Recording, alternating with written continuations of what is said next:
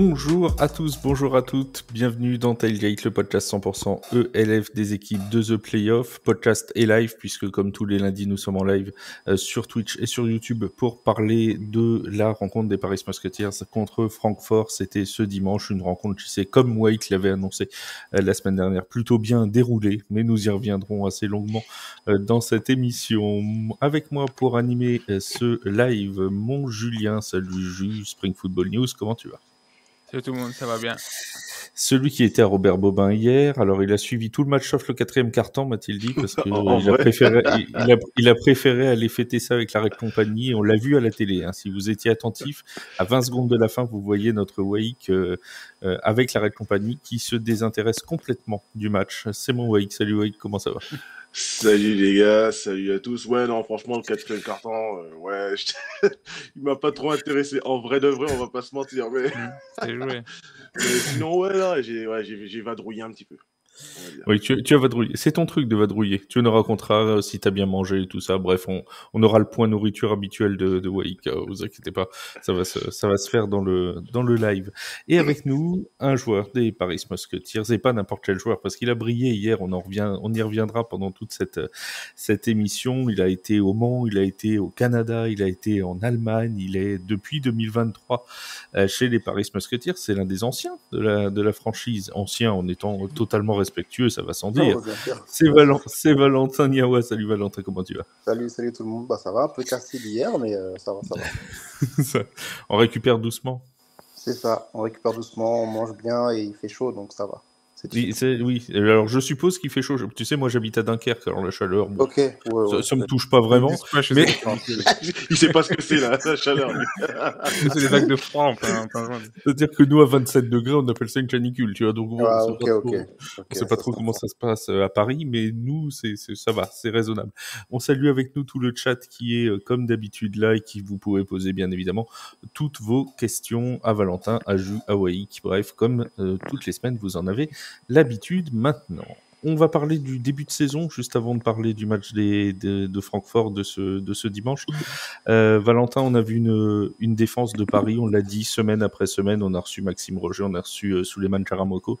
On a parlé déjà longuement de cette défense de Paris, une défense qui réalise un très très bon, un excellent début de saison. Comment tu qualifies, toi, le début de saison des Mousquetaires ? Sur le point défensif, je dirais, on a vraiment une grosse ligne. Grâce à Jack Del Rio, qui est un très très grand coach, hein, c'est une légende, on va pas se mentir. Il nous a apporté beaucoup de points qu'on a améliorés par rapport à l'année dernière. Donc après, on a d'excellents joueurs. Donc c'est ça qui nous a facilité la chose, je pense aussi. Et tu parles de Jack Del Rio, justement, qu'est-ce qu'il a apporté encore en plus ? Parce que tu le disais, c'est un très grand nom. Nous, quand il a signé tout de suite, Wake et tout le monde savait qu'on avait déjà une grosse défense.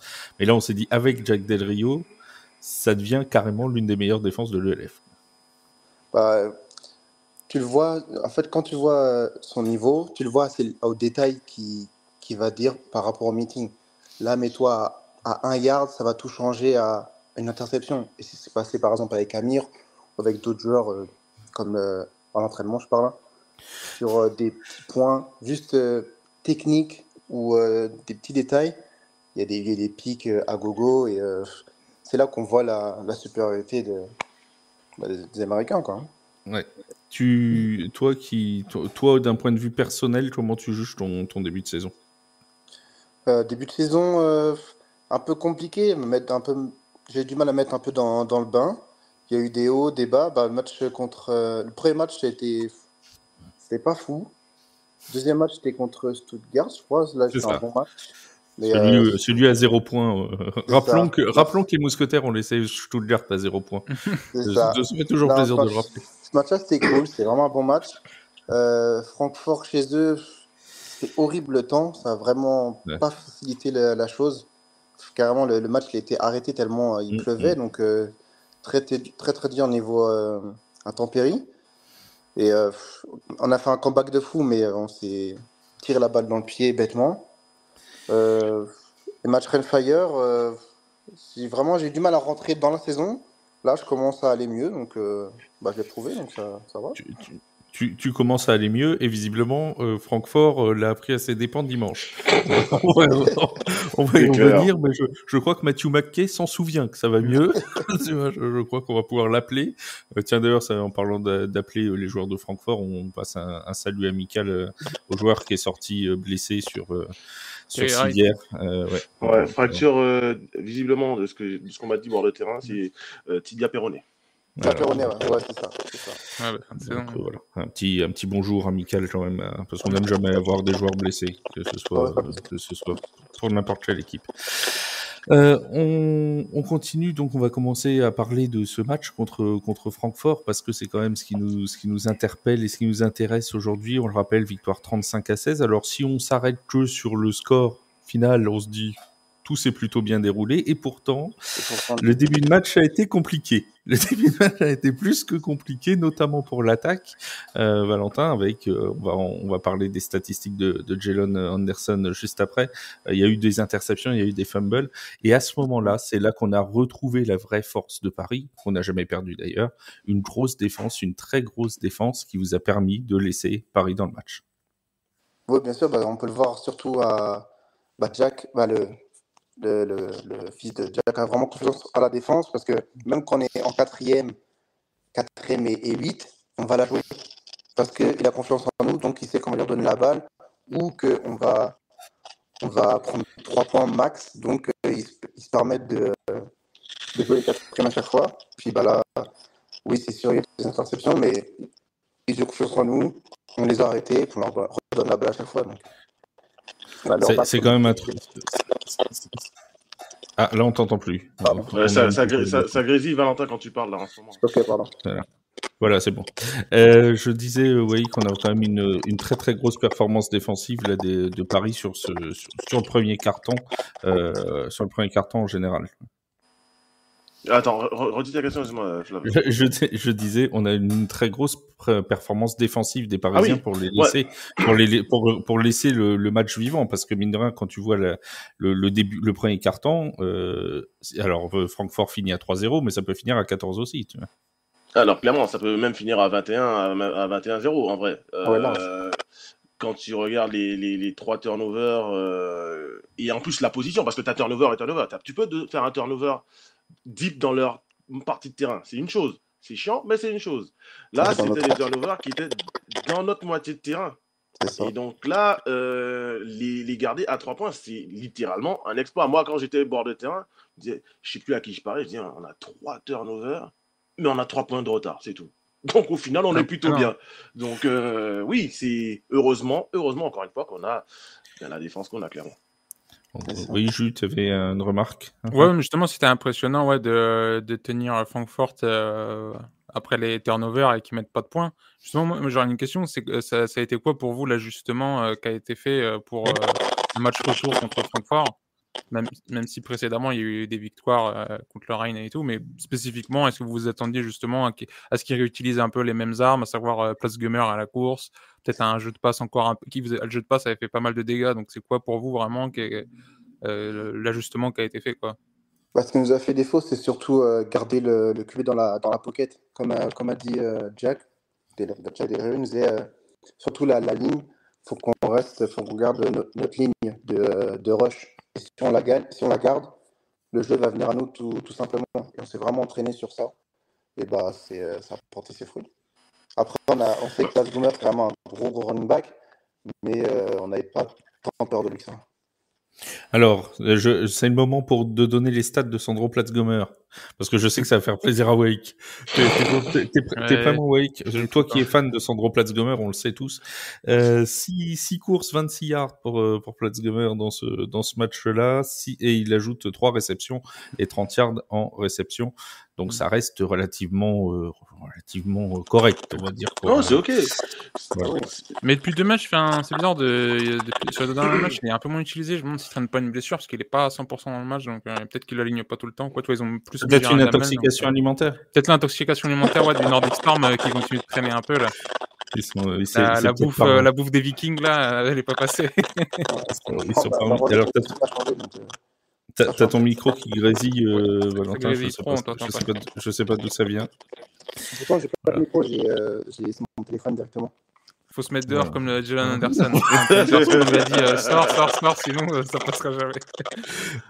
Je vais me permettre de couper ton micro pendant que tu ne parles pas, comme ça évite de grésiller, voilà. Ça évite que ça grésille pour nous dans le podcast et tu peux continuer à nous entendre. Et bien évidemment, je rouvre le micro dès que tu veux parler. Oui. Une autre stat intéressante là sur la performance de la défense, c'est que le Galaxy il joue 11 troisième tentatives, il n'y en a aucune qui est convertie en first down.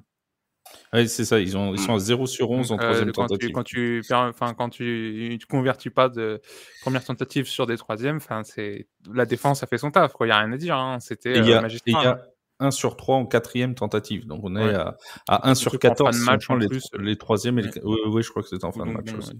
Oui, sur le drive, je crois que... oui, parce que encore, ça doit être celle qui est validée par le flag, je crois, sur le dernier drive de le touchdown. Là, j'en sais rien. Mais c'est même pas une vraie. Il sait pas, il regardait pas, c'était le quatrième. Il regardait pas le quatrième. Non, justement, sur le dernier drive, qu'ils font, c'est le flag qui le convertit, donc c'est même pas une vraie, tu vois. Non, mais par contre, pour revenir à Platz-Goomer, alors moi, je dis pas que c'est un mauvais running back, c'est un bon joueur. Hein. Je dis juste que c'est pas non plus le top running back dans la ligue, mais c'est un bon joueur. Et après, de toute façon, si pour un running back, c'est tout bête, hein, tu peux être le meilleur running back du monde. S'il n'y a pas d'espace, il n'y a pas d'espace. Tu vois. Et malheureusement, pour lui, il est tombé sur un mur. Il n'a pas d'espace. Non, il est tombé sur un mur. La ligne défensive a dominé la ligne offensive de Francfort et ça s'est vu. Voilà. Alors on va pendant que le micro de Valentin fonctionne, on va le garder et on va lui poser les questions parce que nous on aura le temps de discuter au prix après. Valentin, un gros match quand même pour toi personnellement donc sur ce match-là, 3 plaquages, 2 sacs, 16 yards je crois sur les sacs pris sur Francfort. De belles danses aussi, vraiment, de célébration. De belles danses aussi. Voilà. Pourquoi danses-tu d'où ça te vient? Dis-nous d'où ça te vient. Ouais, je n'ai pas toujours fait. Attends, si, c'est bon. C'est bon? Depuis que je suis à c'est bon. Ça, donc, ça n'a pas changé. C'est mon expression de joie. Mais c'est très, tu danses très bien. Hein. Wake, c'est un spécialiste de la danse et pour lui-même qui a connu Francky Vincent intimement, je pourrais te dire que tu danses parfaitement bien. Tu vois, c'est quelque chose qui est à noter. Qu'est-ce que je voulais dire? Oui, donc quand même 2 sacs. Je crois que c'est 5 sacs en tout encaissés par Mathieu Masquet, si je dis pas de bêtises. Parce qu'il y a des sacs de Jack Lowe aussi. Hein. Il y a 2 de Jack Lowe, 2 de Valentin, voilà. Et un de Averdi. Ah oui, c'est vrai. Et voilà, la coupe est pleine. Oui, mais c'était le 4e quart-temps, tu l'as pas vu? Non, je te jure, j'ai pas vu. J'ai vu en regardant le highlight du match. J'ai dit, il y a eu un sac à il y a donc eu un 4e quart-temps dans cette rencontre. Tiens, donc, non, mais tu vois, Flav, je me permets de te couper. Et toi, Valentin, tu me diras ce que tu en penses. Mais en vrai, je disais avec les joueurs avec qui j'ai parlé après le match, mais on a joué vraiment, alors, je parle offensivement. Hein. On a gagné le match. On a gagné le match plutôt sur 2 cartons, le 2e et le 3e. Le 4e, bon, il était déjà fini le match, hein, concrètement. Ouais. Voilà, je le compte pas, parce que je n'ai pas regardé en plus. Et le premier, alors, défensivement, certes, heureusement qu'il y a la défense, mais je veux dire, offensivement, on n'y était pas dans le premier carton. Dans l'attaque, elle a vraiment joué 2 cartons. On a gagné le match grâce à ces 2 cartons-là, entre guillemets. Ouais, surtout quand, après le field goal, directement on enchaîne 71 yards de Austin. Ça a vraiment, c'est le momentum qui a fait que, je pense, surtout. Oui, là c'est clair que, enfin, je pense, hein, moi qui ai vu, vous le savez, on va pas le cacher à nos auditeurs, j'ai vu le match en replay en grande partie puisque moi je suis arrivé qu'en deuxième mi-temps. En fait, j'ai vu ce que Wake avait pas vu, donc pour avoir regardé le match pour pouvoir faire l'émission, c'est vrai que tu sens quand même le basculement, c'est clairement cette passe de 70 yards pour Austin Mitchell, avec derrière en plus au début de deuxième mi-temps Paris qui a le ballon de par le coup d'envoi et qui remet un touchdown derrière, et là tu sens qu'ils prennent coup de massue sur coup de massue, les pauvres Allemands ils ont même pas le temps de se relever, qu'ils en reprennent un sur la tête, quoi. Donc au final la stat est quand même dingue, t'as 3 touchdowns dans 7 minutes, tu vois. Dans 7 minutes tu passes de 17 à 14-10, ouais c'est ça, à 28 quoi, tu vois, franchement c'est un truc de fou. Donc forcément sur le touchdown d'Anthony Mangou c'est pareil, tu vois, c'est un fumble et tout de suite après tout de suite après le fumble, la passe suivante, tu reprends un touchdown sur le coin du nez. Forcément, ça commence à faire beaucoup pour ces Allemands qui cette fois n'ont pas été intoxiqués alimentairement à la mi-temps. Enfin, sauf si Waik leur a apporté de la nourriture avariée. Mais ça n'a rien changé, ils en ont pris 35 quand même. Heureusement que leur kicker n'était pas bon, ce match-là aussi, parce que lui... Rimler, pourtant, oui, qui est connu pour être un... Oui, pourtant, c'est un bon kicker, Rimler, mais c'est vrai qu'il s'est foiré un peu sur ce match. C'est ça quand tu kicks pas à domicile et que...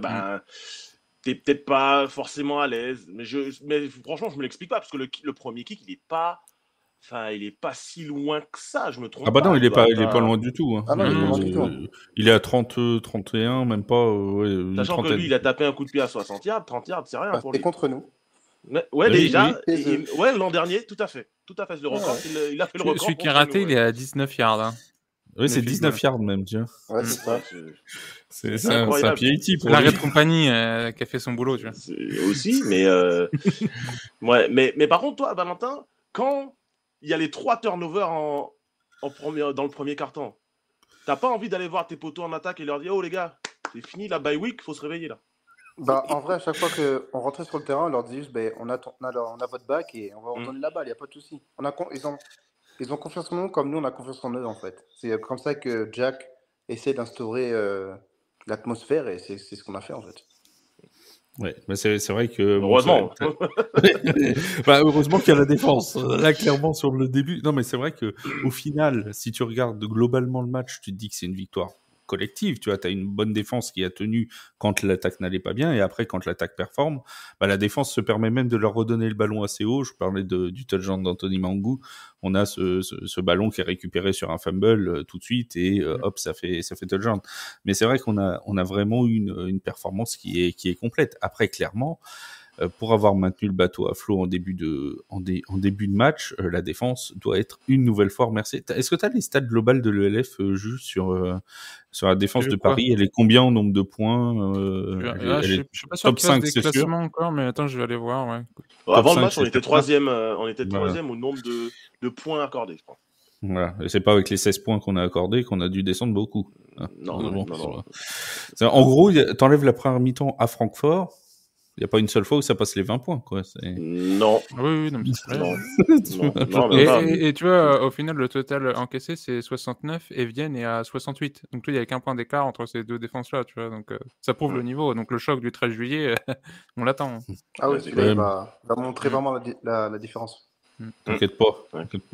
Le Rainfire, on en reviendra en fin d'émission, mais le Rainfire a montré que Vienne était battable. Paris va s'en inspirer, t'inquiète pas. J'ai toute confiance. On les force à l'erreur, ils ont les forcé à l'erreur. Surtout la défense, la ligne défensive du Rainfire qui fait la différence. Et justement, toi, Valentin, qui est sur la ligne défensive, ça fait quoi d'être à côté d'un Mamadou Sy, d'un Averdemi, d'un Aslan, de Stanley? Ça te facilite le boulot. Ça aide beaucoup. Moi, je joue avec l'animal depuis que j'ai 19 ans. Donc maintenant, je le connais par cœur. Donc ça facilite la chose. Je sais ce qu'il va faire. Il sait ce que je vais faire. Donc c'est aussi la chance de pouvoir jouer à Paris. C'est qu'on se connaît tous depuis qu'on est cadet ou junior. Donc ça facilite la chose aussi.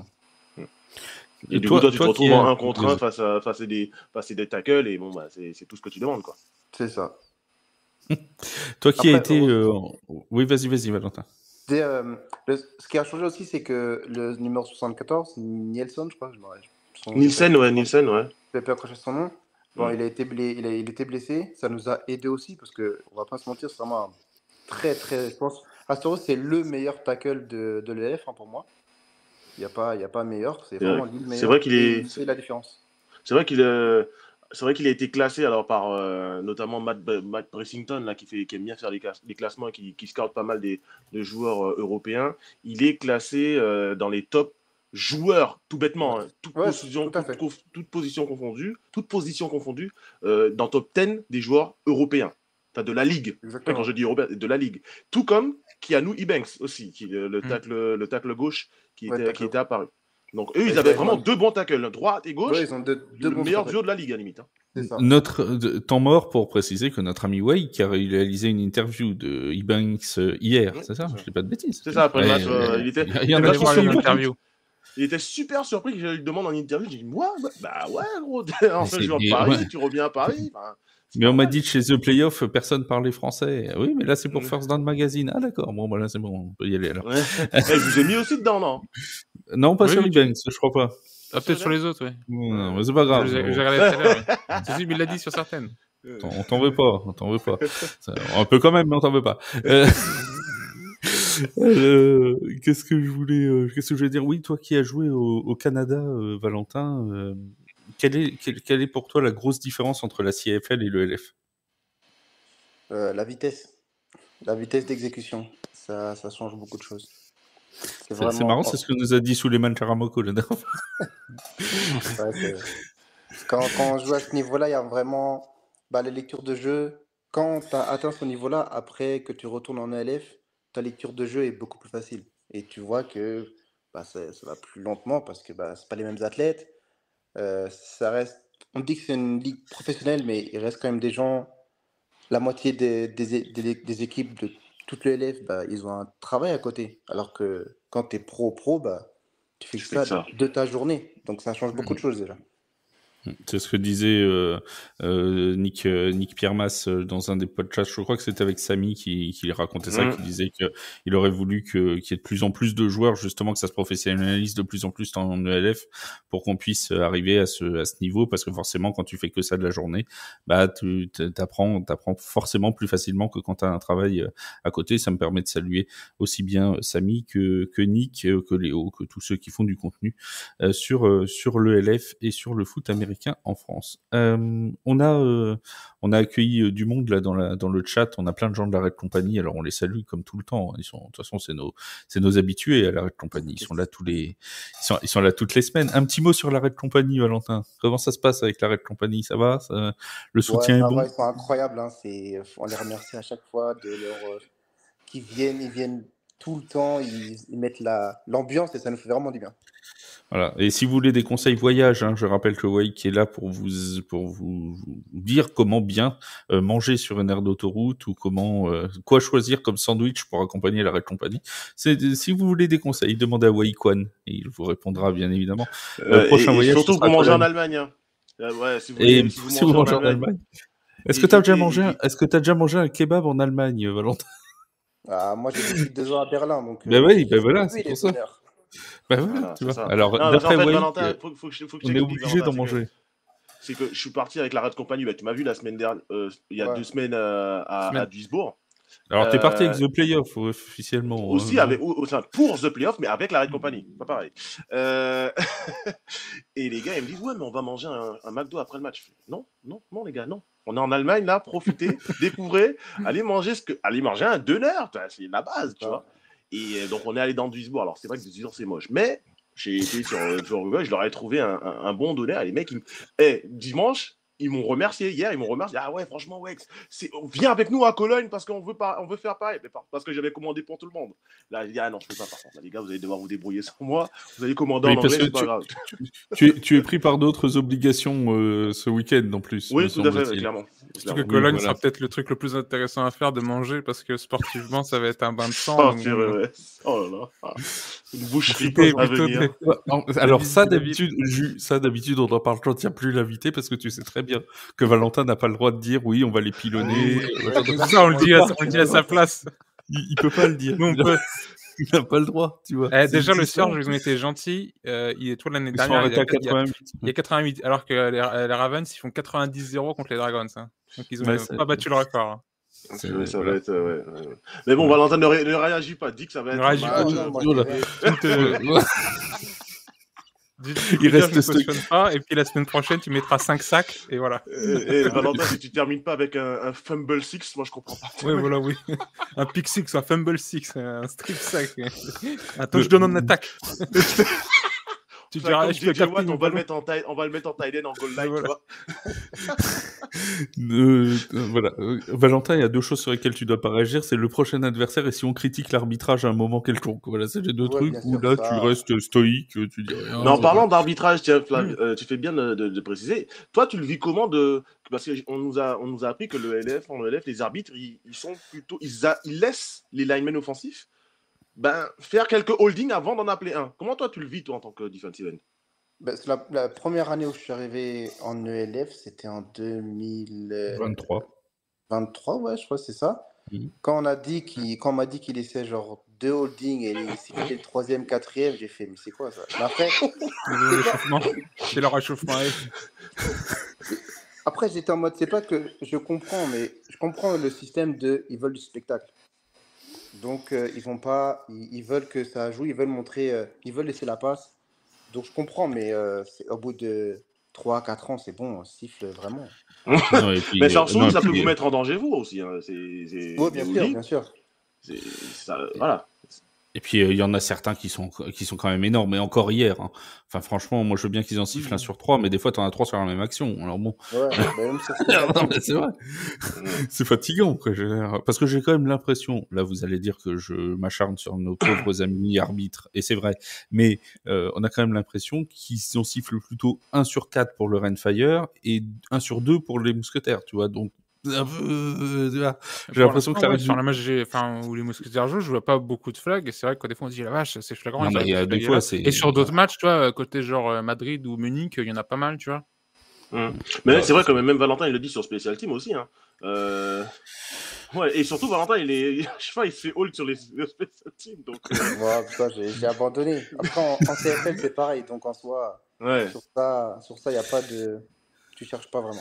Je me souviens, c'est à Munich, face à Munich l'an dernier, au match à Valenciennes, où tu t'étais quand même pas mal plaint à ce niveau-là, parce que les mecs, ils t'avaient quand même pas mal tenu. Quoi. Ouais, c'était la folie à ce moment. C'est les playoffs, ça monte encore d'un cran. C'est ça, c'est vraiment un autre moment. Il y a Grislam qui dit quand même respect à ces mecs en parlant de Cologne qui sont là même en se faisant pilonner tous les week-ends, les pauvres. Oui, c'est vrai que c'est pas facile. Non, mais c'est vrai que ça doit pas être facile quand t'es joueur. T'en prends 4. Le problème chez eux, il est chez les front office, les owners. C'est pas les joueurs. On l'avait dit en début de saison dans le podcast de preview. On savait que Cologne. Ça allait être plus que compliqué dans cette saison. C'est pas une surprise, entre guillemets. Si vous voulez voir des points, je vous conseille de venir le 26 juillet à Bobin. Il devrait y avoir quelques points marqués. Nous n'en dirons pas plus. Tiens. Pour répondre à ce que dit Stéphane, c'est le Stéphane dans le chat, qui dit c'est surtout que tu t'entraînes d'une manière et que tu arbitres d'une autre, ça manque de cohérence. Et ça, c'est vrai. Et c'est aussi un peu, tu vois, le LF qui pousse un peu aussi pour que les matchs durent dans une fenêtre de 2h30, 3h. Le truc, c'est que toi, on n'est pas en NFL, il faut que les gens qui découvrent quand même, quand ils viennent, les matchs fassent pas tous 4 heures parce que tu as du flag à rallonge. Donc, il y a un peu ce côté, on laisse passer en début de match. Mais bon, globalement, comme je dis, il y a des matchs, ça flag encore pas mal et c'est même à rallonge. C'est pas pour ça que l'arbitrage est mauvais dans toute la ligue. Et je pense que justement, c'est une saison un peu où ils confirment qu'il faut que l'arbitrage soit sérieux, quoi. Mais il y a encore des trucs qui traînent. Ouais, mais ça fait que ça crée beaucoup d'inégalités. Parce que c'est ça, par contre, oui. Il va dire, ouais, bon, en fait, attends, j'ai compté 1, 2, 3, ça fait 3 holdings. Maintenant, je peux le siffler. Non, c'est. Pas de chance, c'était les Mousquetaires en attaque. C'était Stanley. Vous avez vu les vidéos, c'est une folie ce qu'il y a. Ah oui. Ouais, mais je vais te dire, Valentin, toutes les semaines, parce qu'on a un groupe tous les 3 là où on discute pendant les matchs. Enfin, nous, moi et Jus, parce que Wake est en train de boire des bières ou de manger des donuts, mais les autres gens sérieux regardent le match et l'analyse. Et toutes les semaines, à peu près, avec Julien, on s'énerve après les holdings. Ça arrive au moins une fois par match. Non, mais on les voit, ça se voit, quoi. Les flags sont flagrants quand ils sont pas sifflés. Ah oui, il y en a certains, c'est quand même assez drôle. Bon, on a parlé de l'attaque, mais on n'a pas parlé de notre copain Jalen Anderson parce que c'est notre copain depuis qu'il a passé 1h30 avec nous la dernière fois et qu'il a été dans le froid dehors. Pour braver les éléments, pour continuer à nous parler, et on lui en est éternellement reconnaissant. Les statistiques de Jalen Anderson contre Francfort, 15 sur 21 à la passe, 188 yards, 2 touchdowns, 3 interceptions, 11 courses, 93 yards. Ça, c'est pour sa performance globale. Wake, j'ai une question sur un serveur Discord ce matin qui me disait est-ce que tu es inquiet pour les interceptions de Jalen Anderson? Est-ce que ça t'inquiète, toi, les 3 interceptions? Non. Les 3 interceptions, non. La première, le DB joue vraiment bien le coup. En vrai, très bien. La première, bien. Il jump le tracé. Ouais. Mais je dis, bon, après, c'est peut-être sa première lecture, c'est c'est une 3e et 4. Première lecture, c'est Hugo. Hugo se tourne vite aussi, hein, donc il se fait un peu surprendre par la vitesse, quoi. Il lui arrive dans le dos, il est déjà devant lui, quoi. C'est ça, mais c'est une slant, tu te dis, bon, normalement, il n'y a même pas forcément trop de lecture, c'est sûrement de la manne. Boum, il lance vite. La deuxième, c'est clairement pas sa faute. Voilà. Non, ça a droppé, enfin, c'est Hugo il a jongle remis en avec le l'air. ballon. Voilà. La pire chose à faire, tu vois, malheureusement. La troisième, c'est le défenseur fait un gros jeu aussi. Il fait un gros jeu. Oui, mais elle est peut-être un peu sous. Elle est peut-être un peu c'est le 4e carton, c'est déjà fini. C'est le 4e carton, donc je m'en fous. C'est le fumble qui est plus grave à 2 minutes à la fin du premier carton. Quatrième carton, faut voir qu'il est touché aussi au moment où il lance le ballon sur sa 3e interception. Il est sous pression et le bras est touché au moment où il le lance. Et c'est en fond de end zone. Bon, voilà. À la rigueur, faire une interception dans la end zone adverse, bon, c'est pas le plus... Surtout à ce moment-là du match, parce qu'en fait, les turnovers n'ont pas les mêmes valeurs. Voilà. N'ont pas les mêmes valeurs en fonction du moment et du positionnement. Après, il y a l'affaire des fumbles. Moi, je lui compte vraiment 2 interceptions. En vrai, la 3e, celle du go, je ne compte pas. Oui, et le fumble aussi qui perd un peu de ses mains, c'est un peu bête, c'est du ball control, ball security. Bon, bah, t'as de la chance, ta défense, il les empêche de mettre des points, mais c'est vrai que bon, t'aimerais pas voir ça contre les Vikings, justement. Mais dire la même chose. Contre les grosses équipes, c'est les détails qui font que tu peux perdre un match. Contre le Renfire, le seul touchdown de Renfire vient d'un fumble aussi, d'un ballon récupéré sur fumble. Bon, après, il y a eu les pénalités qui n'ont pas aidé non plus. Mais c'est vrai qu'il y a quand même eu assez régulièrement dans ce début de saison des problèmes de ballons relâchés. Est-ce que ça vous inquiète plus, les garçons? Ouais, après moi. Non, toi, t'es pas inquiet. Comme on dit jamais inquiet, non, comme on dit à New England et comme le dit très bien Bill Belichick. Pas les Patriots. Avec un ballon dégonflé, on peut gagner un championnat. C'est ça qu'il dit. Il dit ball security is job security. Et en effet, il faut au football ne pas perdre un match. Si tu ne perds pas le match, tu as plus de chances de le gagner. Donc, il faut protéger le ballon. Tout bêtement, il va falloir qu'on s'améliore à ce niveau-là. Contre Cologne, ça ne nous dérange pas. Enfin, contre Francfort, ça ne nous dérange pas. On est tellement au-dessus de Francfort que bon, ça n'a pas trop d'incidence. Mais en effet, il va falloir régler tout ça face au gros. Et je pense notamment à Stuttgart, contre qui on l'avait plutôt bien fait au match aller, et face à Vienne. On rappelle que ce sera Vienne et après Stuttgart, dans l'ordre du calendrier.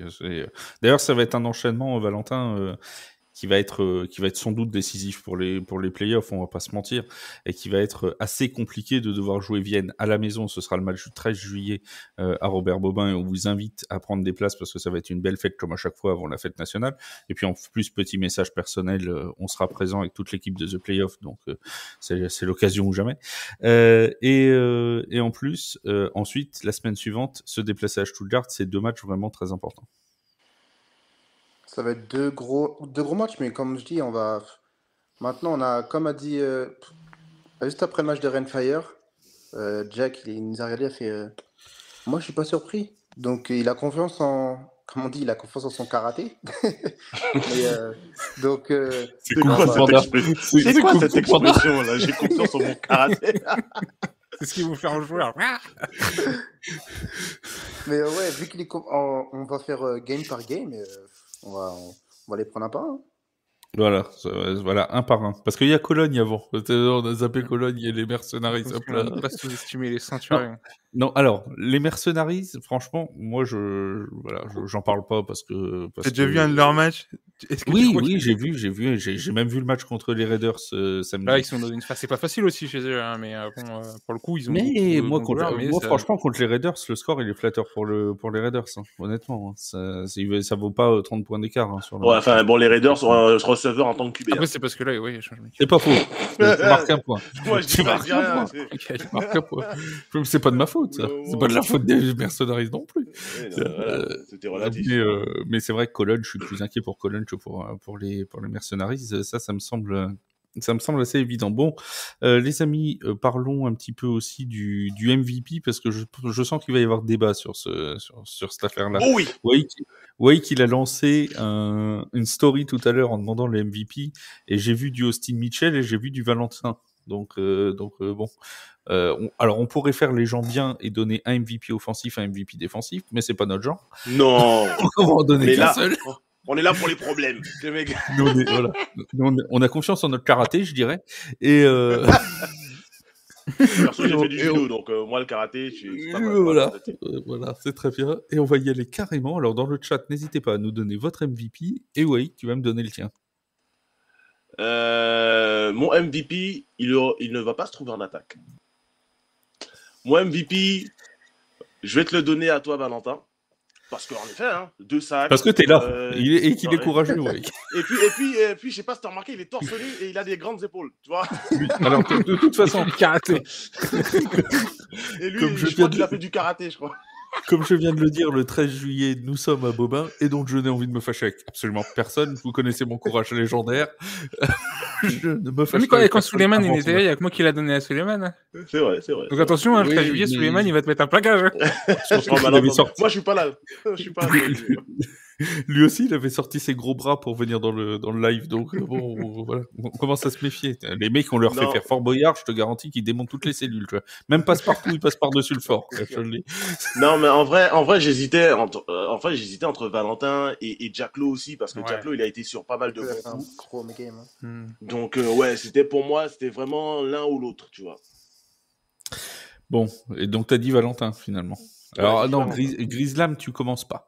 Tu commences pas à nous faire toute la défense ou toute l'attaque ou machin. Non. Non, mais c'est quoi ces gens qui nous suivent, là? C'est quoi?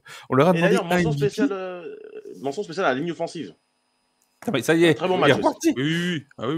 Non, mais alors la ligne offensive, on en a parlé, qu'on va pas trahir de secret en disant qu'on va essayer d'avoir un membre de la ligne offensive dans le podcast un de ces jours parce que il y a vraiment eu une progression qui est notable de la ligne offensive. Elle a été beaucoup critiquée sur les 2-3 premiers matchs, mais c'est vrai que depuis le Rainfire, tu sens qu'il y a quand même eu Rainfire numéro 2, il y a quand même eu un step-up très clair, et il n'y a pas de surprise, ça marche avec aussi des meilleures courses de Jalen Anderson, ça marche aussi avec des passes qui sont plus précises parce qu'il a plus de temps, et donc c'est beaucoup plus facile pour lui de pouvoir disséquer son jeu. Et tu as raison de le souligner, Waik, il faut redonner crédit à cette ligne offensive qui progresse visiblement attends, je vais y arriver. Qui progresse à vue d'œil, je voulais dire. Voilà. On la voit progresser. On a accordé un sac pendant ce match ou pas? Non, 0. Il n'y a pas de voilà. J'ai le gamebook de l'ELF devant les yeux. Je peux te. Alors après les stats de l'ELF valent le scaval. Mais... Quand tu regardes les courses de Chris et les courses de Nico dans les 3 premiers cartons, puis même de Santa après quand il est rentré dans le 4e. Enfin, tu vois que on a dominé dans les tranchées. Encore une fois, c'est pas compliqué le foot. Si tu domines dans les tranchées, en général, tu gagnes. Oui, ça se voit, franchement, non mais pour nous qui suivons beaucoup la Ligue, mais ça se voit qu'il y a une différence d'intensité physique dans les lignes chez Paris comparé à d'autres équipes, et qu'elle est là la force, c'est tout l'expérience, c'est construit depuis 3 ans. Là, les connaissances qui sont amenées par les deux Del Rio. Non mais il y a un truc, il y a un truc physique, ça domine. Les gars de la Red Company, j'ai Stéphane et Grislam qui m'ont donné leur MVP. Je veux que vous me donniez en avant-première le MVP de la Red Company pour qu'on puisse en débattre aussi. Je sais qui, toi, ton MVP? Ça va être difficile aussi. C'est vrai que j'aime bien le choix d'Anderson de Stéphane dans le chat là. Parce que Stéphane, il donne à Jalen Anderson. J'aime bien, je me suis... mais non, c'est vrai que moi c'est pareil, j'hésite entre Valentin et Jack Lowe. Les deux performances étaient impressionnantes. Mais Islam, il donne à Jack Lowe pour signer des sous-marins avec l'Australie, apparemment. C'est un contrat commercial en vue. Il doit travailler dans la marine. Oui. Mais non, franchement, les deux sont quasiment au même stat, donc franchement, Valentin a une passe def en plus, donc vas-y Valentin, on départage. Valentin, voilà. On aurait dû faire un petit trophée, tu sais, une petite coupe. C'est grave. Une petite coupe qu'on serait allé lui remettre, tu vois. Les Vikings ont fait ça l'année dernière, c'était marrant. MVP du match, bon, c'était il y a 3 semaines parce que bon, on n'a pas pu te voir avant, mais bon, c'était sympa quand même. Et tu sais, tu reviens avec 5 coupes à Bobin chaque fois que tu retournes. Ça peut être une idée. Je vais demander à The Play of Brésil s'ils ont l'argent pour faire ça. Bon, je connais la réponse, ce sera sans doute non. Mais on va quand même poser la question à la maison mère de The Playoff. Qu'est-ce que je voulais dire? Mais ton MVP, attends, bouge pas, le tien. Ah bah moi c'est toujours l'invité. J'ai aucun courage, mais ça aurait été même un mec qui a fait 0, enfin un QB qui a fait 0 sur 27, c'est le QB de Cologne, je lui donne. Alors bon, c'est pas compliqué. Mais toi, Valentin, si tu dois choisir un MVP, tu te mets à part. Tu peux pas te choisir un MVP, tu choisirais qui là dans ce match si tu dois choisir un MVP? Ben ouais, comme Jack Lowe, il a fait aussi un gros match. Donc, si ce serait la défense, ce serait Jack Lowe. Si ce serait l'attaque, Austin, hein, celui qui a vraiment tué le momentum. Donc, vraiment, ce serait sur Austin, sinon. Allez, vas-y, Wake. Dis-nous pourquoi tu veux pas d'Austin Mitchell MVP. Non, c'est le moment de te fâcher. C'est le moment de te fâcher avec Austin. Et voilà. Très bonne interview d'Austin qui t'a permis de faire 200 000 vues. Et pourtant, tu vas le descendre en flèche si ça, c'est pas un mauvais garçon. Je ne m'y connais pas. Voilà. Pas du tout. Non. Après, Valentin, il a un point qui est intéressant. Et qui nous dit qu'il change le momentum du match. Ça, c'est pas faux. C'est vrai qu'à la mi-temps, on allait être mené. Et au final, son touchdown de 70 yards nous met devant. Et en fait, il change complètement l'élan du match. Et après, Cologne. Cologne, on leur mettra plus de 35 points. La 35, c'est Francfort. 35, ce sera au premier quart-temps. Mais ouais, là où j'ai du mal avec Austin, c'est. Du mal. Austin MVP, en fait, il a cette action-là de 70 yards. Et il a une course d'une vingtaine de yards aussi, je crois. Et puis après, il y a les retours. Il y a les retours. Mais sinon, en fait, il y a vraiment 2 actions où il est vraiment impliqué. Sur une soixantaine d'actions offensives. Il n'y a vraiment que 2 actions. C'est pour ça que, offensivement, c'est pas forcément lui. Même si, il a eu les opportunités, il les a saisies complètement. Ça, on l'a dit la semaine dernière. Il manquait, tu vois, du fait que tu as une online là qui permet d'avoir du temps pour Henderson, ça y est, il commence à avoir un playbook offensif qui est large. Toi, au début du match, quand il y a les interceptions, je me dis, mais en fait, ça y est, il commence à reforcer trop sur Hugo. Alors, toi, Hugo, justement, c'est sa meilleure cible. On le dit, tu peux gagner quasiment un match sans un apport américain en receveur à Paris. Hein. Tu mets pas de receveur américain, tu peux gagner. C'est une des seules équipes ELF qui fera ça. Mais au final, après, dans le match, il distribue un peu à tout le monde. Encore une fois, tu as Kevin Mwamba, il fait un super match. Et on l'a dit, il est dans un autre rôle un peu, Mitchell. Et franchement, là, dans le match, il distribue, Anderson. Mais tu sens qu'il monte en puissance aussi, Austin, par rapport à il y a 2-3 semaines, tu l'as dit, Wake. Et tu l'avais dit, et je te le redis. Voilà. Faut rendre à César ce qui lui appartient.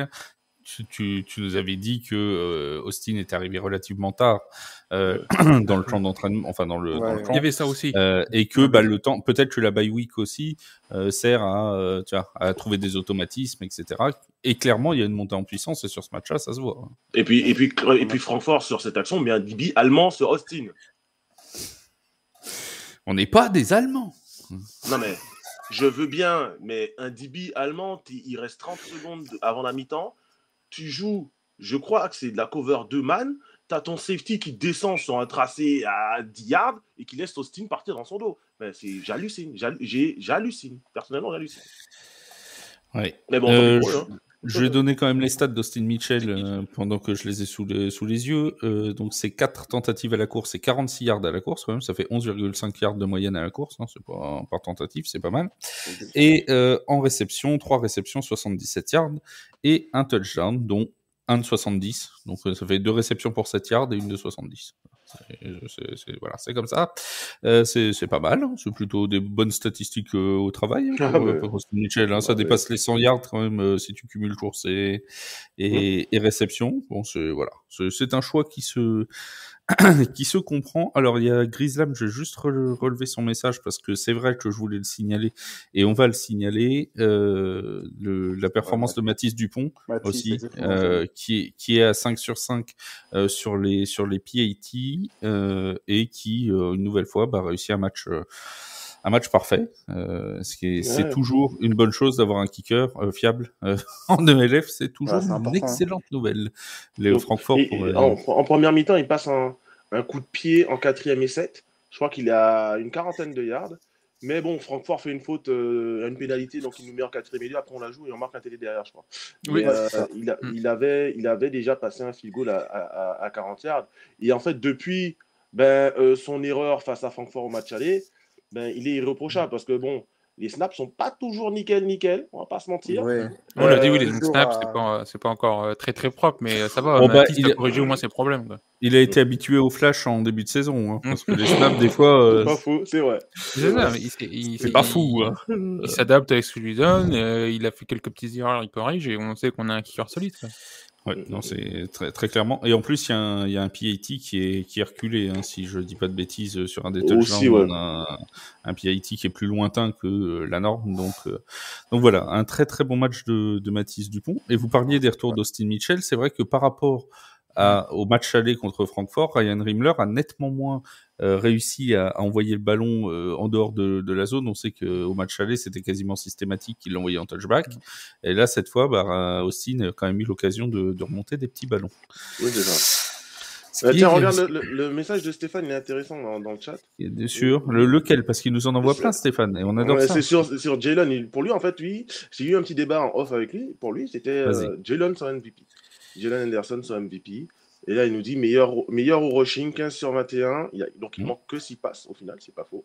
3 interceptions, 80% de réussite à la passe, 94 yards à la course, un TD.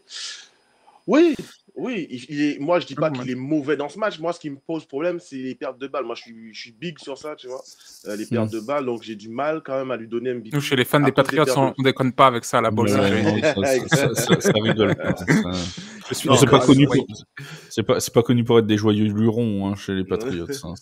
T'enlèves les pertes de balles. T'enlèves les pertes de balles, pour moi, il aurait été largement MVP et sans problème. On salue les fans français des Patriots parce qu'ils sont nombreux à nous écouter et à nous lire sur The Playoff, donc on les aime bien, même s'ils ont choisi visiblement une mauvaise franchise. Valentin, toi, t'as une franchise préférée en NFL? Non, pas vraiment. Non, pas. La bonne réponse, c'était les Saints. Merci de repasser. Je vais donc te reposer cette question. As-tu une franchise préférée? Voilà. Ouais, les Saints. Voilà, merci Valentin. Tu vois, il apprend vite. Hein. C'est qui ton joueur préféré alors en NFL?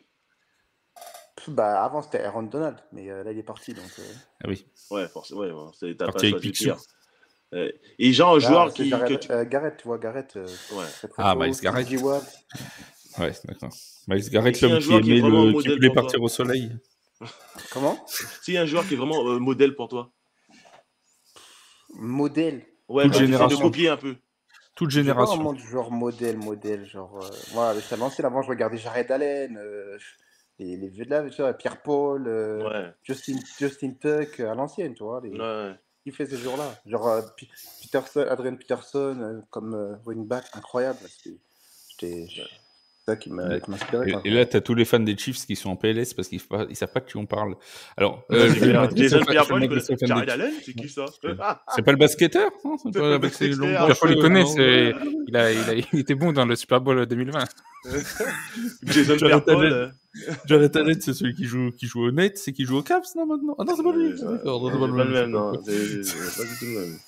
C'est pas le même. Tiens, ça me donne l'occasion de rappeler qu'il y a un podcast NBA qui est sorti aujourd'hui aussi. Si jamais vous voulez aller écouter un peu de NBA, il y en a qui aiment. Faut pas les. Non, mais je suis dégoûté du match d'hier, surtout en fait, tu vois.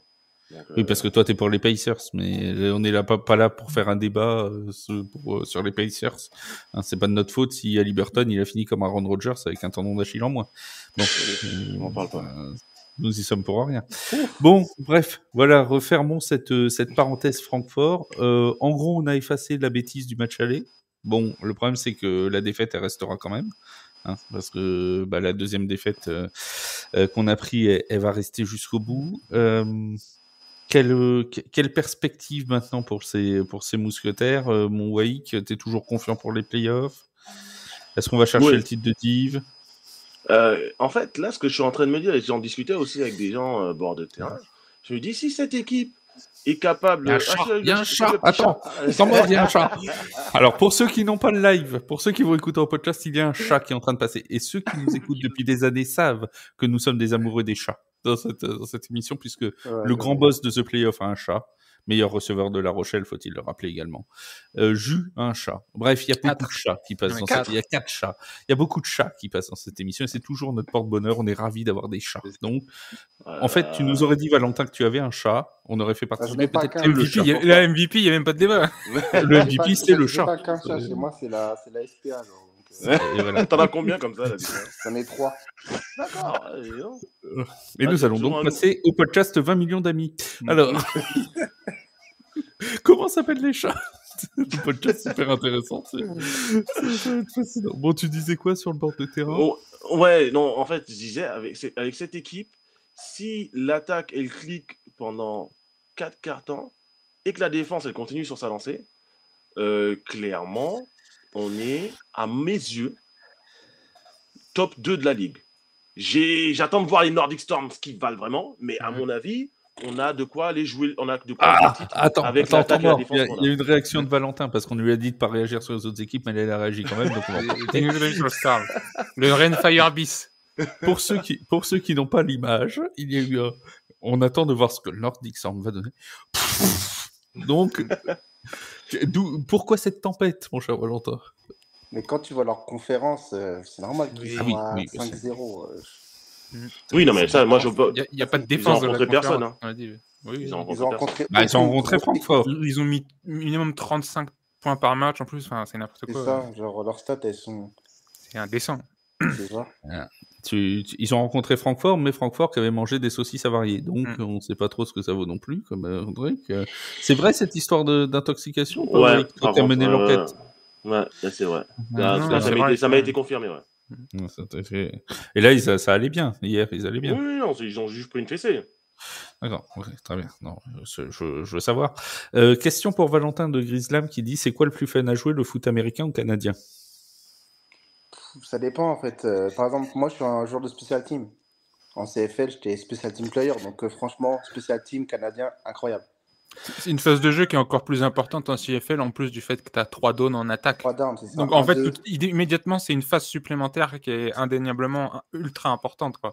C'est ça. Bah, carrément, les special teams, c'est plus important. Bah, c'est pas plus important, mais ça fait partie du jeu. Genre, c'est presque aussi important qu'une attaque.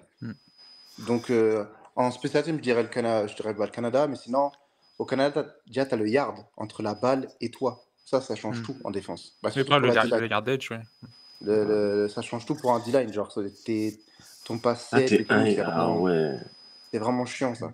Donc, en défense, le football américain tous les jours.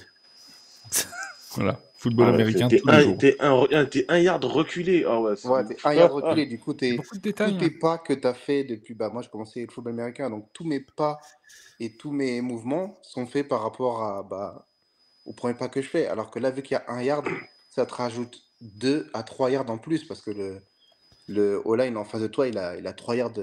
Il recule en 7, il a déjà 3 yards. Donc tu dois tout changer, c'est ça qui est chiant en fait.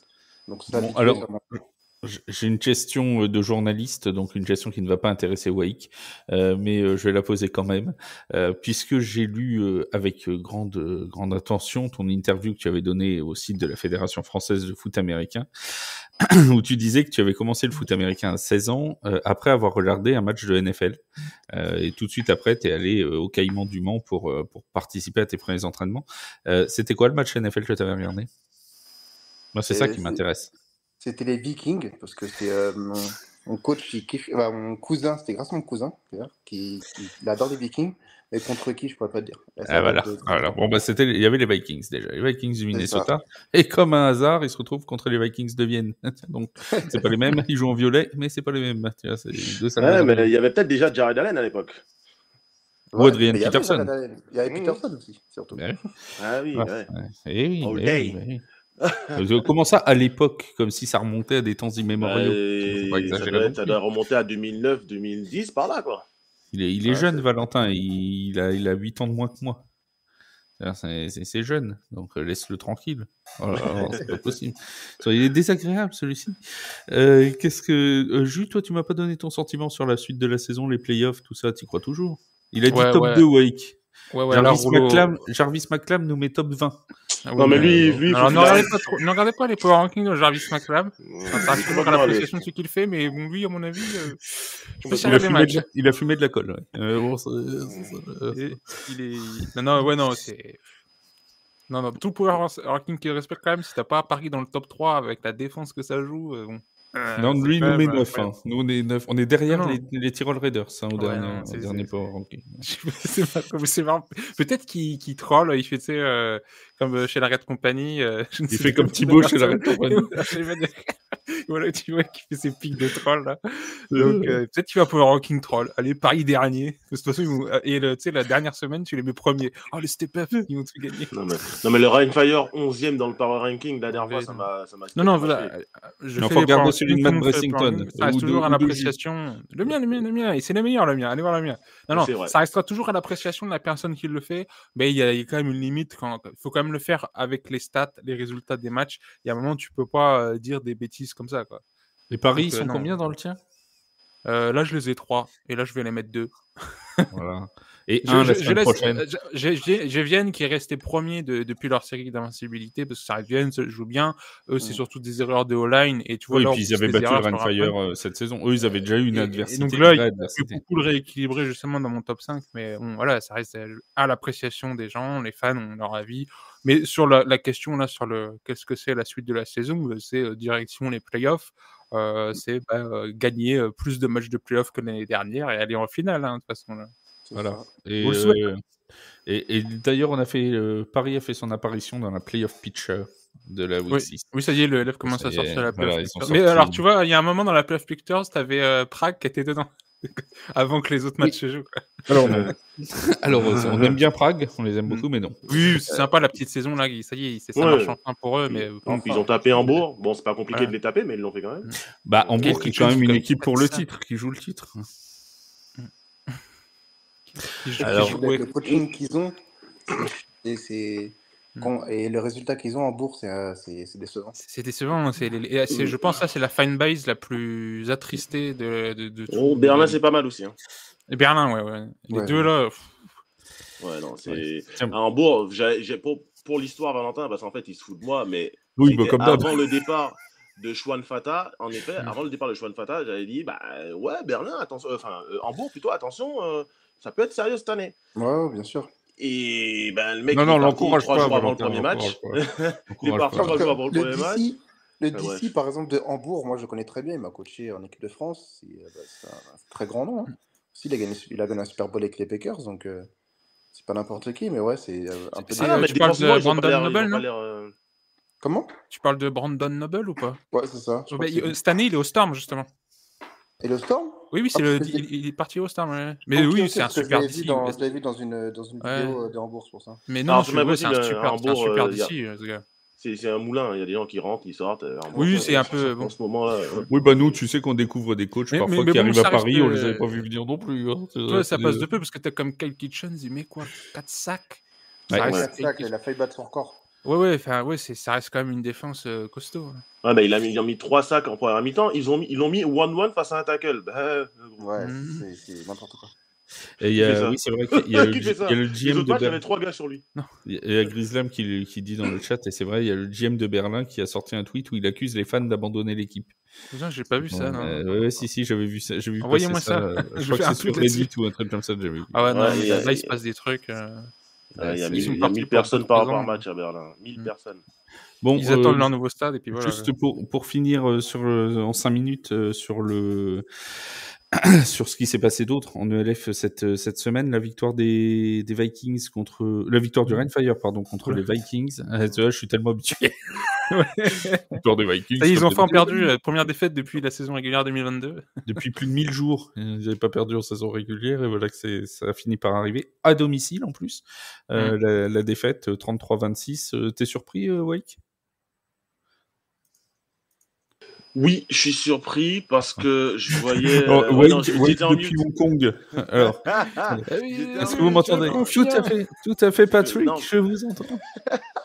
c'est que j'ai toussé juste avant, je me suis mis en mute pour pas déranger nos auditeurs. Mais ouais, je suis surpris parce que j'avais déjà parié sur le match. J'avais donné Vikings vainqueur parce que j'avais vu. Ne pariez que ce que vous pouvez perdre, surtout si vous suivez Wake. Exactement, mais bon, j'ai quand même passé la cote de Hambourg à ce qui était coté à plus de 5 face à de Prague plutôt coté à 5 oui, face à Hambourg. J'allais dire contre Hambourg. Non, c'était sympathique. Mais non, ouais, non, pour plus sérieusement, ouais, parce que offensivement, Rheinfire ne fait peur à personne. Même s'ils ont eu le retour d'Aaron Kofi, ça aide, mais offensivement, ils font peur à personne. Défensivement, ils sont bons, mais tu vois, aller gagner à Vienne, quand tu sais que l'attaque de Vienne, elle est explosive, la défense, elle est peut-être un peu moins, voilà, un peu en dessous de l'attaque. Mais la défense reste quand même très bonne, surtout avec de très bons pass rush. Donc, ouais, je suis surpris, mais après, ils se sont tirés une balle dans le pied, hein, clairement. Les special teams, le snap qui passe au-dessus de la tête du kicker, le kicker qui, au lieu de se coucher sur le ballon et de laisser passer, a voulu kicker quand même, et donc, ça a été récupéré par Darius Nash qui fait TD. Derrière, ils reviennent à 1 point du Rheinfire. Ils ont le drive pour aller marquer, ils avancent, et puis là, tu as un sack fumble retourné pour touchdown. Ouais, et puis sur la 4e et 12 pour égaliser en fin de match, t'as Ben Holmes qui rate Rhys Horn, qui est pourtant large, qui est wide open. Donc ouais, ils se sont carrément tiré une balle dans le pied, et je suis très surpris de la défaite. J'ai eu même son de cloche.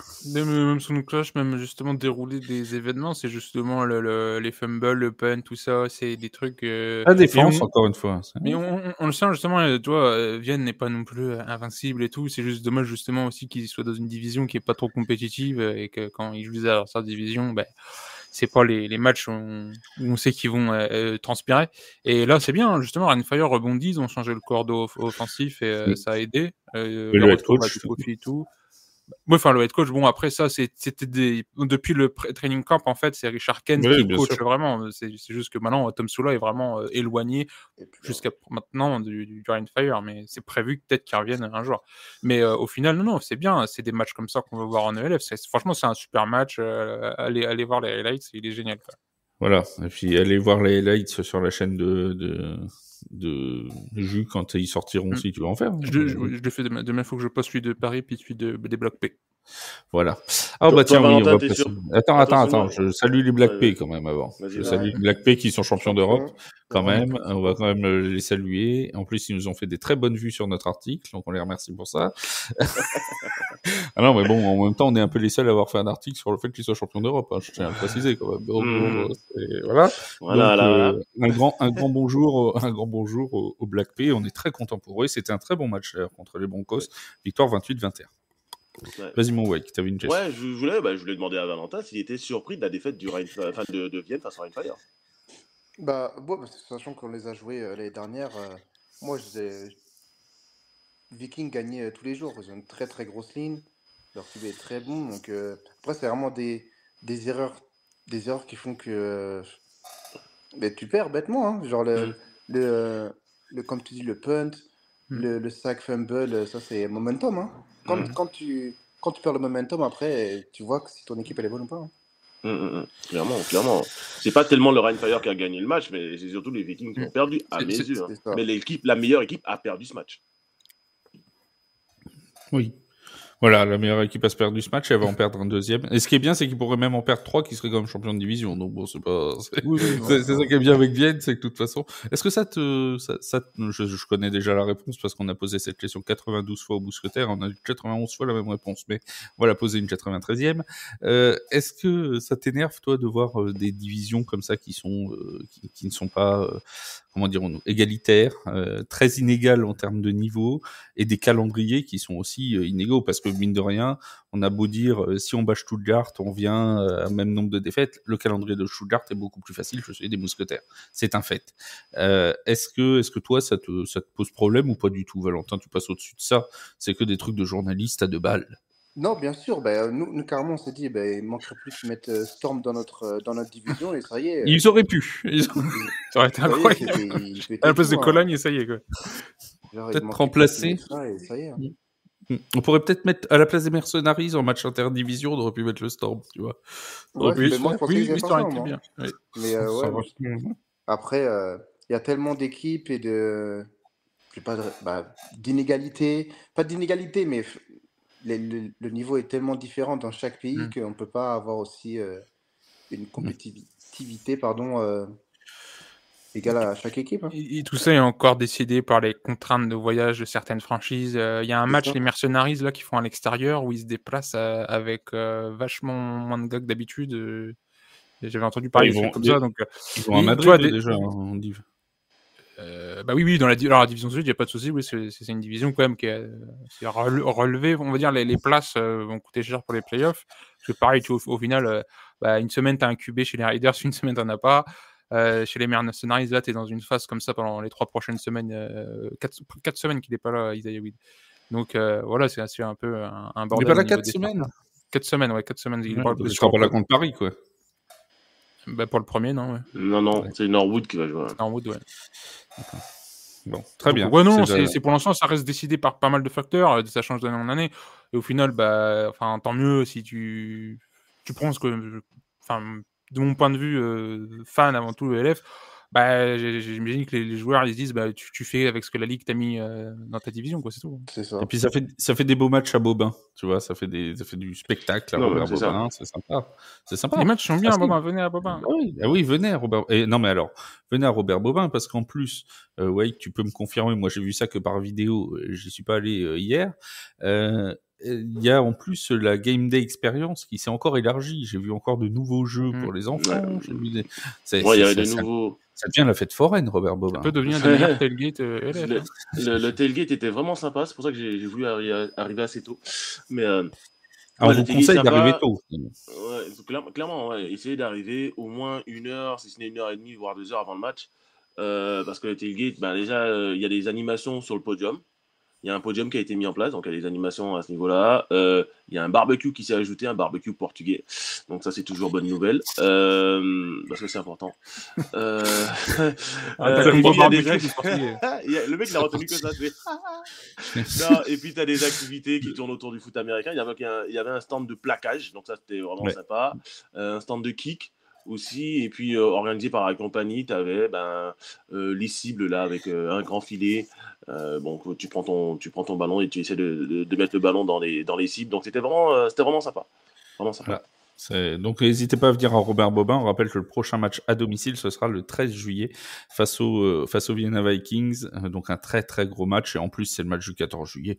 Nul doute qu'il y aura quelques petites surprises et peut-être un beau maillot pour l'occasion. Nous ne savons pas. Mais je crois qu'ils ont parlé de la venue de Mario Davis pour le 14 juillet à Bobin. Ça, c'est tes infos. Mais ils l'ont mis dans le stade. Hein. Donc, je n'ai pas d'infos. mais c'était dans le stade, littéralement. Donc là, c'était dans le stade. Bon, si c'est dans le stade, alors disons-le. Genre, communiqué au speaker. C'était. Ah oui, ça a été fait afficher sur le grand écran. Sur le grand écran. Même pas. Ça commence à. Et voilà, des Mario Davis qui jouent chez les. Voilà. Dommage pour lui. Super, ouais, clairement. Dommage pour lui. Et t'as remarqué qu'ils ont pas fait venir le quarterback des Saints pour une bonne raison. Bon joueur dans une mauvaise équipe. Alors, non, tu ne crois pas en ton quarterback. Non, il y en a des quarterbacks. Hein. Il y en a 4 au moins. Non, il y en a pas. Voilà, c'est comme ça, c'est triste, mais c'est comme ça. Donc on fait venir des Mario Davis, qui est un très très très bon joueur. C'était qui avait j'ai vu passer la story, mais j'ai même pas fait gaffe. Il y avait Chris Paul. Chris Paul qui est un lineman offensif chez les Washington Commanders depuis 3 ans, qui a été drafté là-bas au 7e tour. Bon, s'il avait envie de faire 2-3 snaps, il n'hésite pas. Hein. On peut lui trouver un maillot, peut-être. Non, mais par contre, pour avoir discuté avec John McKeon, il m'a dit que voilà, c'est quelque chose. Là, c'était vraiment un truc qui a été fait, entre guillemets, il m'a dit un petit peu à la dernière minute, etc. Mais à l'avenir, ils ont pour objectif de faire venir de plus en plus de joueurs NFL à Bobin. Donc, et il y a Damar Hamlin qui vient à Paris mercredi aussi. C'est vrai. Avec son association pour apprendre les gestes qui sauvent et à la sensibilisation aux défibrillateurs cardiaques, etc. Donc Damar Hamlin sera à Paris ce mercredi. D'ailleurs, ça me fait penser aussi que David Richardson, l'ancien joueur des Mousquetaires, que j'ai interviewé, là je vais poster l'interview, j'essaie de le faire demain matin, organise un open workout à Athletica ouvert au public et aux jeunes, notamment avec pas mal de joueurs NFL qui vont passer. Donc n'hésitez pas, si vous avez les moyens et la possibilité de vous rendre mercredi après-midi à Athletica. Il sera présent, il y aura un panneau arcade. Les joueurs des Saints viendront. Avec des joueurs NFL, il en a cité quelques-uns dans mon interview, là de tête, je les ai oubliés, mais ce sont des joueurs connus. Il n'y avait pas de QB des Saints, toujours. Non, vaut mieux pas. C'est pas les QB des Saints qu'il faut apprendre. Non, c'est sûr. Les mercenaires, ils ont le droit de signer Spencer Rattler si ça manque de QB. Bon, ils peuvent, allez-y. Allez-y, vous l'envoie. On vous l'offre. Ça nous fait plaisir, c'est comme ça. Bon, tiens, en parlant de NFL, on rappelle que le podcast NFL de The Playoffs, ça sortira vendredi matin, je crois, et normalement, le programme au menu, ce sera les grosses prédictions, comment dirons-nous, les bold predictions de la saison 2020-2025. Voilà, on s'est inspiré de celle d'ESPN, et puis on discutera de ce que ESPN a sorti pour voir si c'est faisable ou pas. Et on aura la preview de la D1 aussi, la grande finale, 29e casque de diamant, entre les Black Panthers de Thonon-les-Bains et l'Iron Mask de Cannes. Si je dis les Iron Mask, je vais me faire gronder. Et l'Iron Mask de Cannes, ça sortira normalement mercredi matin. Normalement, on l'a fait demain, donc ça doit être mercredi matin. Voilà pour toutes les infos, tous les prochains podcasts foot américain sur The Playoff. Et bien sûr, prochaine rencontre des Paris Musketeers. Ce sera à l'extérieur, ce sera contre les Cologne Centurions, 16h25, dimanche 29 juin. Regardez, ne ratez pas le premier quart-temps, sinon ce sera déjà trop tard, le match sera déjà plié. On se retrouve lundi prochain. Et Valentin ne réagit toujours pas. Oui, vas-y, Jules. Parce qu'il y a quelqu'un qui m'a dit d'en parler, mais c'est vrai que cette année, encore me flinguer mon. Ouais, vas-y, mais et après j'ai un truc à dire, Flavien aussi. Voilà, on flingue. T'as fait des podcasts comme d'habitude. Parce qu'on en a reparlé. C'est vrai que cette année, c'est un peu plus compliqué pour les fans de suivre Paris vu qu'il n'y a plus la programmation sur beIN Sport. Si vous voulez suivre les matchs le moins cher possible, parce que sur DAZN c'est un budget, il y a beaucoup de gens qui ont regardé les matchs de Paris via Sports World, donc c'est 5 € le match. Ça reste là le moyen le plus simple si vous voulez regarder les matchs. Que The Playoff est partenaire avec DAZN. Ouais. Mais moi je ne suis pas Playoff, je peux parler à un autre. Donc vous avez le choix. Non, mais c'est vrai qu'il y a quand même beaucoup de matchs qui sont distribués sur plein de plateformes cette année. Ça reste quand même au final un peu compliqué cette année, plus que les années précédentes pour les Mousquetaires. Donc voilà, on m'a fait des retours sur Sports World, ça marche très bien. C'est 5 € le match. Bon, voilà. Ouais. Tiens, Valentin, t'as signé Non, t'as envoyé une peluche à un enfant hier, après le match. Oui, je crois. Et ben, son papa, qui est en fait barbecue, qui a une page YouTube et Instagram. Qui tient le barbecue portugais. Non, c'est Rafa. Le barbecue de Rafa, qui est quand même quelqu'un de plutôt connu sur les réseaux. Il était super content déjà que tu aies filé la peluche, et il m'a dit son enfant est allé à l'école avec, et qu'il était ultra fier de s'être pointé à l'école avec sa peluche. Donc voilà. Bon t'as fait un heureux. J'ai fait un heureux, c'est parfait, je suis content. Voilà, et on salue le barbecue de Rafa, bien évidemment, pendant qu'on parle de lui. Voilà, on lui dit bonjour, et il y a toujours un projet de podcast en direct du stade, en même temps qu'on mange un barbecue. Bref, on va se monter ça un jour. Oui, qui va se mettre aux manettes, et puis il va monter ça au barbecue. Ah mon gars, me dis pas ça, parce que là, après, moi, je regarde pas le match. Je le dis direct. Déjà que je suis allé au vite fait, je me suis perdu. J'ai raté le début de la deuxième mi-temps. Le genre, il s'est perdu. Là, il n'aura pas d'autre choix que de le regarder en replay sur DAZN. Tu vois. Ouais, le mec, il s'est perdu au VIP. C'était chaud, non, il y avait de la bouffe. Je me suis perdu. C'était bon, hein. Ah ouais, ils se mettent bien au VIP là-bas, je te le dis, moi. Non, et t'avais une accrède où t'avais le droit d'aller au VIP? Ouais, t'inquiète, non, j'avais pas l'accrède, j'avais pas le droit avec mon accrède, mais Flo, tu sais, de la 3FA, m'a filé un pass VIP en plus, puisqu'il en avait 4 et ils étaient que 3, donc il me l'a filé, mais il sait que voilà, j'aime bien la nourriture, la bonne nourriture, et donc comme il y en avait au pass VIP, au VIP, donc je me suis pointé là-bas, et c'est vrai que tu sais, quand il y a de la bouffe, après, tu sais, j'oublie un peu le reste, et j'ai raté le début de la deuxième mi-temps. Mais juste le retour de kick-off, ça va. Après, c'est cool. Je me suis quand même reconcentré, j'étais là pour travailler, entre guillemets, donc voilà, je me suis quand même remis dans le droit chemin. Et si vous cherchez un boulot où on bosse d'arrache-pied, n'hésitez pas à postuler sur The Playoff, bien évidemment. On attend vos CV, vos lettres de motivation. Si vous savez manger, normalement, ça devrait bien se passer. Tu vois, voilà. C'est vraiment, tu donnes une image, tu vois, des mecs qu'on envoie. Vraiment, ça fait plaisir. Ça fait plaisir. Bon, les amis, sur ce, on referme cet épisode. Merci à Valentin d'avoir été avec nous. Un grand merci à toi. Merci au chat, à tous ceux qui nous ont accompagnés, à vous tous qui nous écoutez. On se dit à très vite. Merci Waik, merci Jules. On se dit à très vite sur The Playoff. Salut tout le monde. Salut.